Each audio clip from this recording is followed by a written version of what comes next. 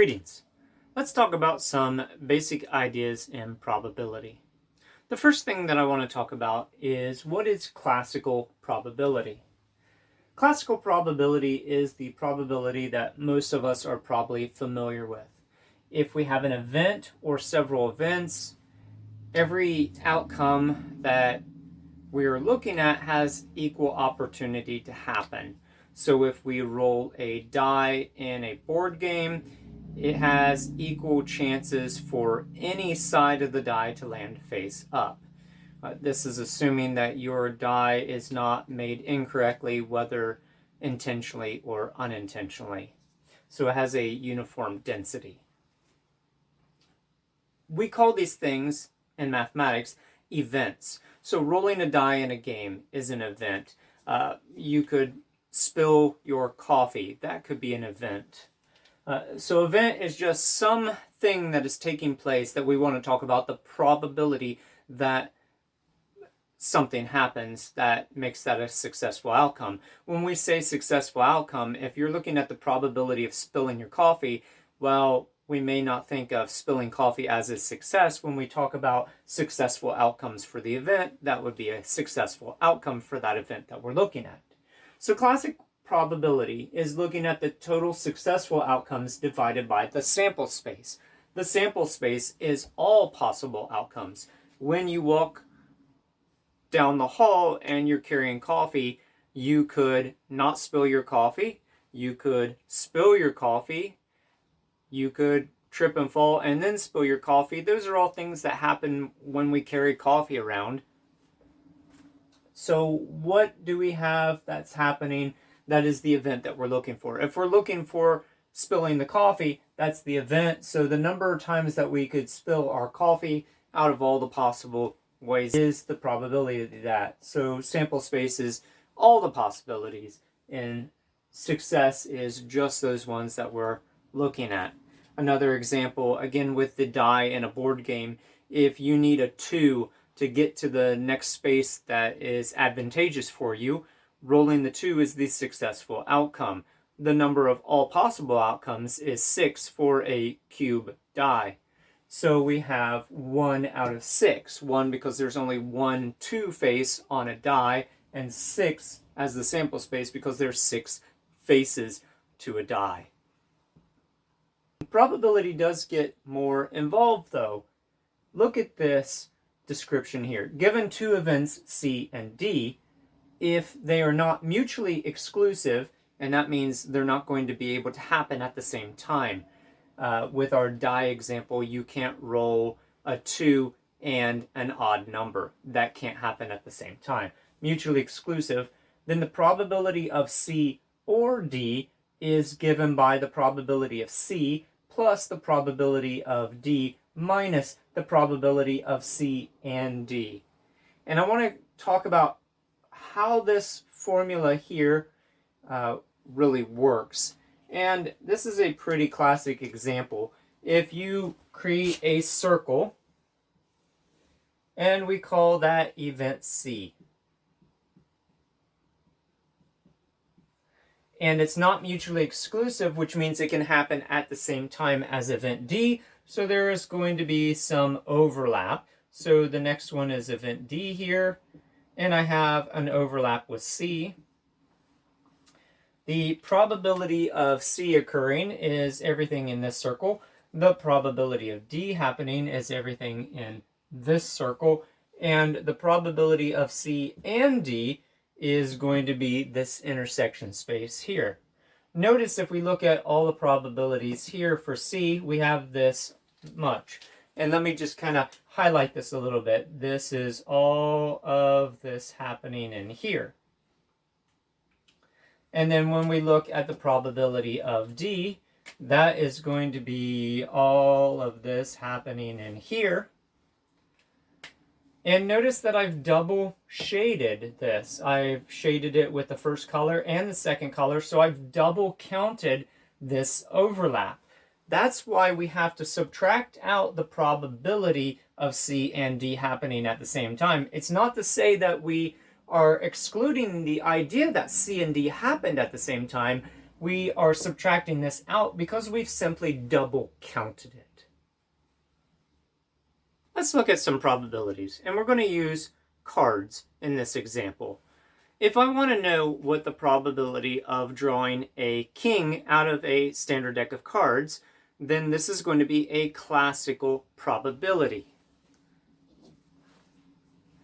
In a deck of cards, we have 4 cards that are kings, one for each of the suits. There are 52 cards in a standard deck. So for classical probability, the event we'll call K, and that is drawing a king.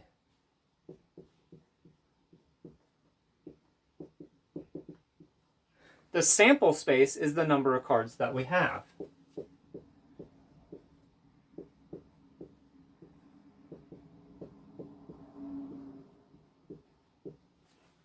All right, so what is the probability of drawing a king? Well, there are 4 kings, so that's the number of successes that we could have. And there are 52 cards in the sample space. So the probability of K is equal to 4 divided by 52, or 4 out of 52 attempts to draw those cards. So we can also change this into a decimal, or we could reduce the fraction. We could reduce this fraction here. We can change it into a decimal also. Further, knowing that it's a decimal, we can also make it a percentage. Dividing this out, we find that we have 769 10,000ths, and that will be able to be translated into about 7.7% chance of drawing a king out of a deck of cards. So if we look at pulling a card from our deck at random, so this isn't quite random because we know where it is, but if we pull one out of the center here, we don't have the highest likelihood that we are going to draw that king when we just randomly select a card. What happens if we want to ask something a little more involved and say specifically, what is the probability that I draw a king that is from one of the black suits? There are 2 black suits, the other 2 are red. So when we ask that probability, that is more like the other probability that we looked at, where they can happen at the same time, they're not mutually exclusive. You can draw a king that is a black suit at the same time. You can do that in 2 different ways. You can pull a spade or a club. So looking at wanting to know what's the probability that I draw a black suit king out of a standard deck of cards, I'm looking at the probability of B and K. So we can use this symbol here, or we could just write and in here. And we've already discussed that there are 2 kings from black suits, so that is 2 successes out of 52. But the question, like we asked before, is the probability of drawing a black card or a king, and that's where this other equation comes in. We have to know this probability to answer the other probability. So we want to look at the probability that event B happens. So a black suit, we have 26 cards out of the 52 that are black suit, and we have 4 out of 52 that are kings. And then the probability that they happen at the same time is 2 out of the 52. So now we're going to put this together in that equation. The probability of B happening is 26 out of 52. We're going to add the probability of the king happening, which is 4 out of 52. And when we've done this, we've double counted because there are kings from black suits and there are black suit cards that are kings. So we've double counted. So we subtract out that double counting, which is this value here. The nice thing about this is they are all common denominators, so we can just focus on the numerators. We have 26 plus 4 is 30, and then we subtract 2 from that to have 28. So there are 28 opportunities for success out of 52 cards to draw. So this will be the probability of drawing a king or a black suit card. So this is event B or event K.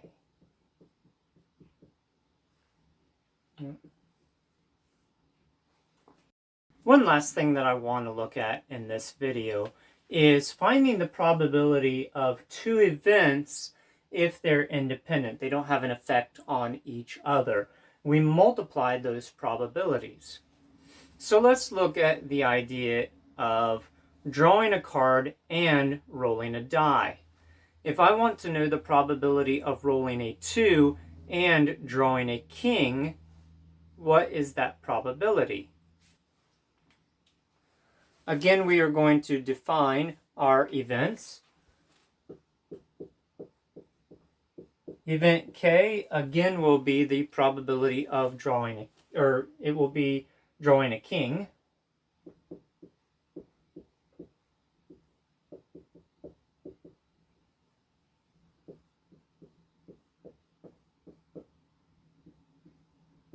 Event T will be rolling a 2 on the die.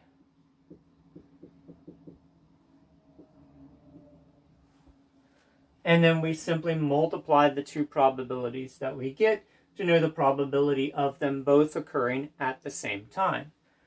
Again, the probability of drawing a king is going to be 4 out of 52. This is a reducible fraction to 1 out of 13. It makes sense to use the reduced fraction for this problem because we're going to be multiplying, and this will make our multiplication easier to have smaller numbers to work with. The probability of rolling a 2 on a die, and we are using the example of a 6-sided die, we will have one face that will have a 2 on it out of the 6 possible. So looking at this probability of both events happening, we want K and T happening at the same time. We will have 1 out of 13 times 1 out of 6. So we will have 1 out of 78 opportunities. This can again be turned into a decimal or a percentage. I think that many people feel comfortable with percentages being probabilities. Quick note that if you have 100%, you're saying that this is always happening. If you have a 0, you're saying that it's never happening. So your number should always be in between 100% and 0 for events that can reasonably happen. If you have a decimal, those numbers should run between 0 and 1. All of our fractions should end up being proper fractions. Hopefully this has been an informative look at basic probabilities. Cheerful Calculations.